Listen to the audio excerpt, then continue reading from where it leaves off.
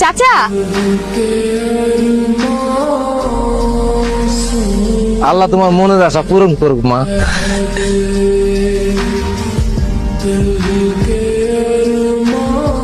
গাজীপুর কাপাসিয়া গাজীপুর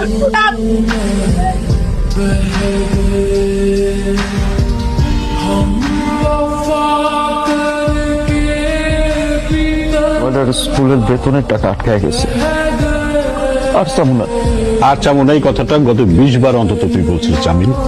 তুই খালি ন্যাশ আর ন্যাশ, ফেরত দেওয়ানোর কোনো নাম নাই। আমার ছোট ভাই আমার কাছে সাহায্য চাস, ঠিক আছে, চেয়ারম্যানের সামনে হাত পাচ্ছস, আমার মান সম্মানটা থাকলো। তুই কি ভিক্ষুক নাকি জামিল? কি কথা কস না কেন? মুদির দোকানে তোর 4 মাসের বাকি, ওইটাকে আমি শোধ করুম? মোলাটাকে সাথে নিয়ে এসেছি, এইবারের মতো আমার খালি হাতে ফিরে হয়েছে। ভাতিজার কথা কয়েছস, মাইনা নিলাম, কিন্তু তুই জুয়া খেলতে যাস কেন? ফকির নেই হইয়া জুয়া খেলতে যাস? তোর জুয়ার টাকা কি আমি দেবো?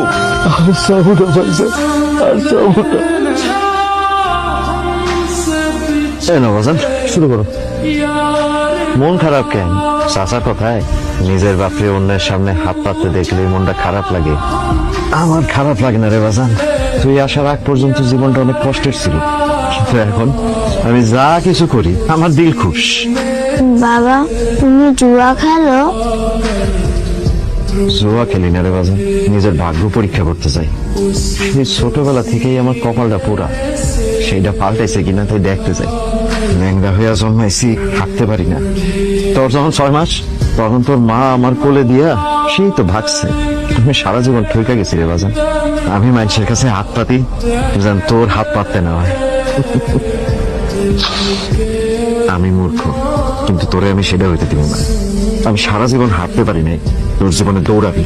আমি তোর কাছে আর কিছু চাই না বাজান, তুই খালি আমাদের কথা দে, তুই সারা জীবন মাথা উঁচু করে চলবি। জামিলের পোলা কখনো কারো সামনে মাথা নিচু করে না, কারো কাছে হাত পাতে না। পারবি না বাজান? পারবো বাবা।